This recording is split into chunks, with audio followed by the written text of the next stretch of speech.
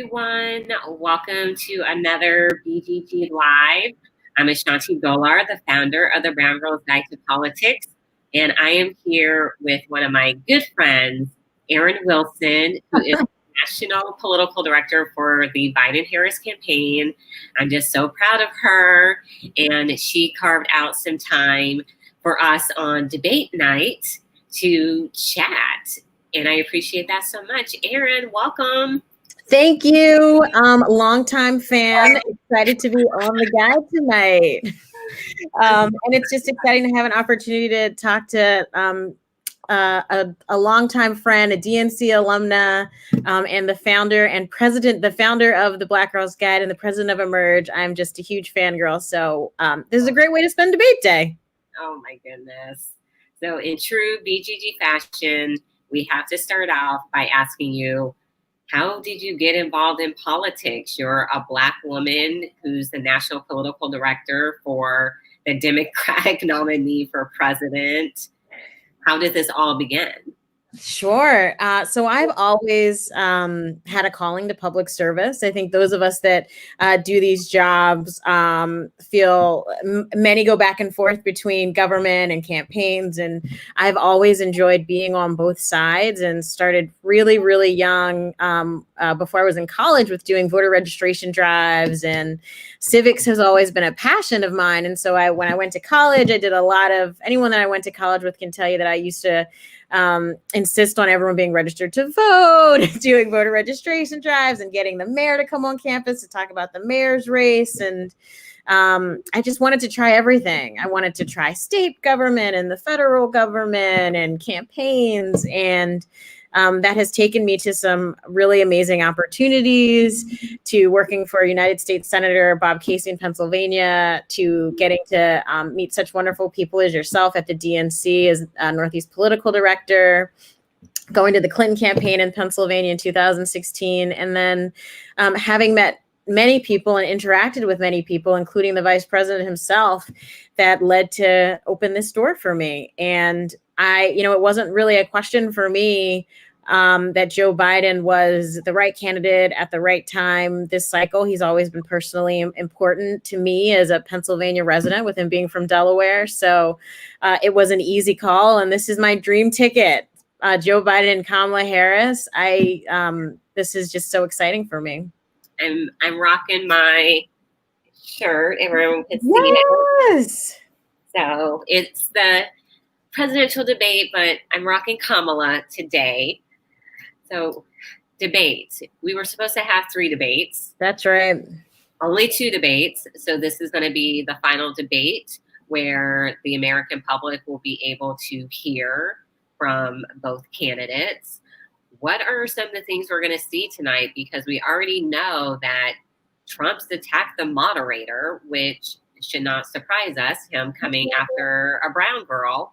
We know that he loves to do that, but there's so much that still needs to be said. So as we're tuning in tonight to watch, what are some of the things that we should be watching and listening for? One of the things that I think folks will note from the first debate was that we've always been clear that these debates are an opportunity for us to speak directly to the American people. When the second debate was when President Trump refused to participate in a virtual debate, our immediate decision was, well, we're going to talk to voters directly, and we're going to do a town hall with voters. And so I think what you'll see tonight is exactly a continuation of that. We're going to speak, the vice president is going to speak directly to the American people. He's going to speak about what his plan is to contain this global pandemic, and he's going to speak about his plan to build back better, which is our message to economic growth and investment across this community. And he's going to talk about his plans to ensure that working families and small businesses have a fair shot and make the super wealthy and corporations pay their fair share. I think we're probably going to hear a lot from Donald Trump, but nothing that and I'll say that we'll hear a lot from him.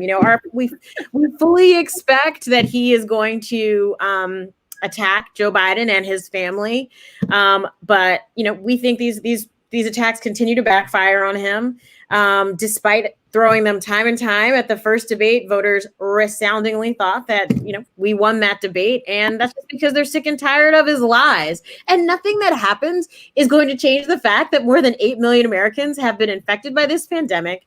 12 million are unemployed, and 1 in 5 small businesses have closed their doors. And those are just straight facts. Absolutely. And I just have to ask you, there's been so much excitement around the campaign. We have President Obama just made a lot of points yesterday. Points were made when he spoke. So there's so much excitement. And for you being the political director, how does that feel to see how this campaign has resonated with people, having Vice President Joe Biden as the nominee and having Senator Harris, the first Black woman, Indian woman on a presidential ticket? It's, I've been on this campaign since April of last year, and it has been this amazing ride with many different chapters. And, we are in the final chapters of it now.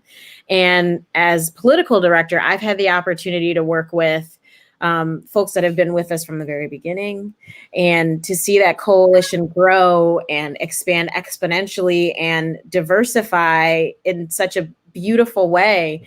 And, I think back to Super Tuesday, where we had this amazing culmination of support right after South Carolina. And I think no one could have imagined the coalescing around our candidacy, or any candidacy for that matter, so quickly after one election. But it's because there was true unity and belief that Joe Biden was the right candidate, the right person for the right time.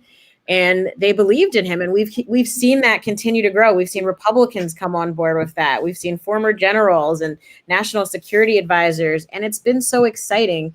And, Senator Harris joining as the first woman of color on a national ticket, it's, for me as a Black woman, there are no words to describe what that means and how we all see ourselves in seeing her run.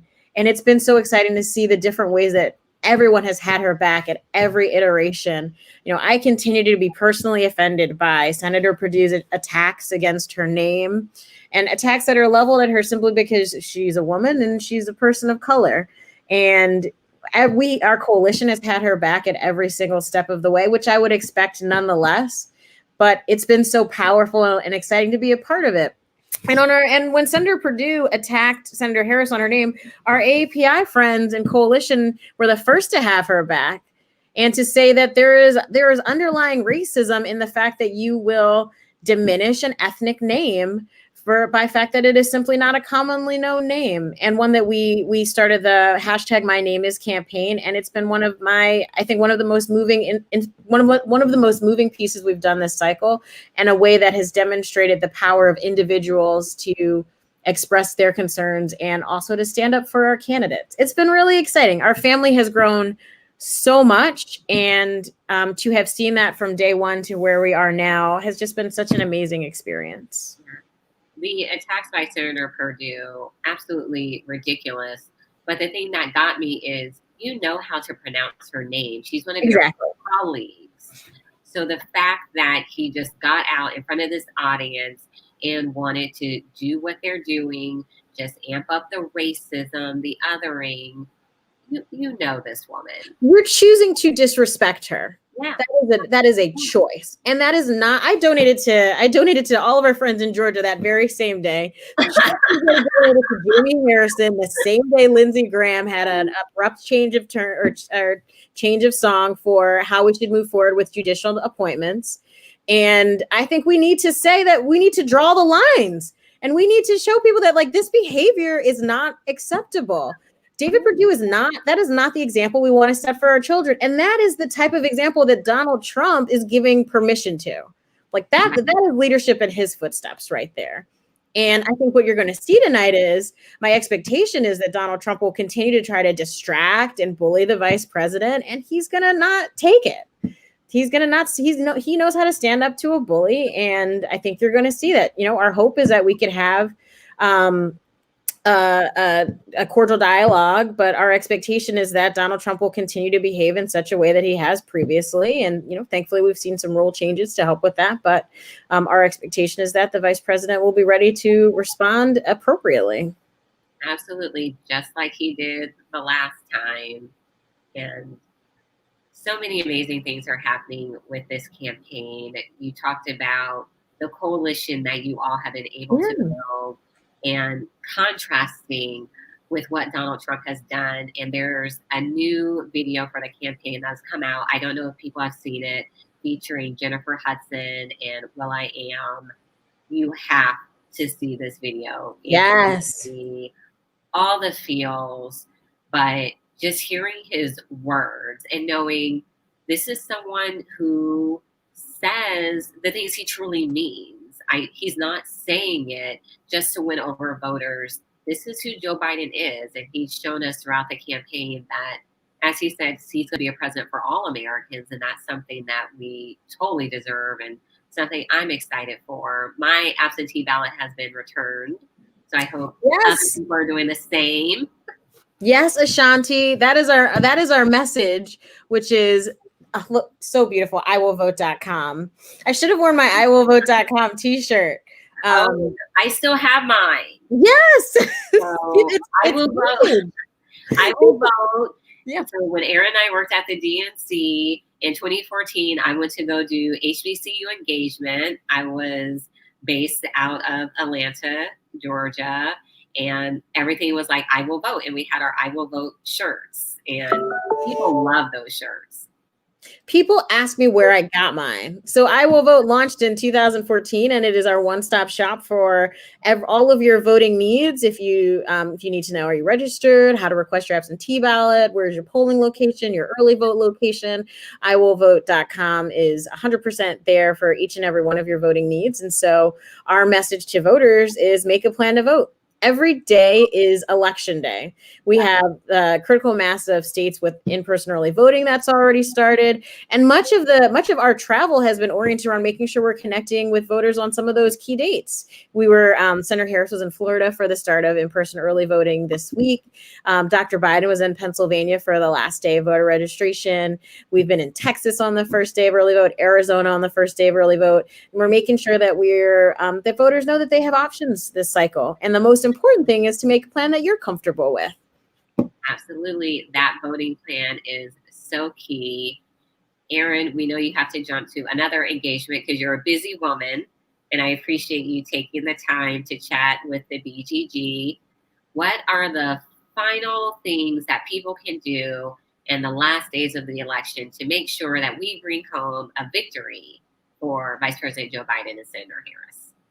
So, Ashanti, you and I have talked about making a plan to vote. I think it's important that we're not only making plans to vote, but that we're sharing our plans to vote. Every single person has a network, right? We have our Facebook account, our Instagram accounts, our Twitter accounts. We have our next door neighbors that we talk to. We have our friends that we speak to every day. We have our colleagues at work. And it's important that we're not only making a plan to vote, but that we're sharing it with our friends and helping them work through and encouraging them to make their own plan to vote. And so what I would say is if you've already made your plan and voted, talk to 10 people that you know and make sure that they have the same thing. And then I'd also encourage folks to text JOIN to 30330 because we want to make sure that if you're ready to make a phone call for Joe Biden, to join a text bank for Joe Biden, that we can plug you in. We are on the ground and have an active field program in a number of our battleground states. And for folks that are interested in helping to carry lit for us in some of our battleground states, go to joebiden.com or text app to 30330 to download our Joe Biden app so that you can see, you can download firsthand and have easily accessible within your phone all the various ways that you can volunteer to support this campaign.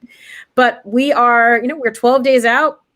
We don't want to leave anything on the field. And so what I want to ask of everyone is that, if you can make one more phone call, if you can make one more text, if you could ask one more friend, we want to make sure that we are not leaving anything on the field this election day. And we have come so far, and we have just a little bit further to go. And I thank everyone that's been with us.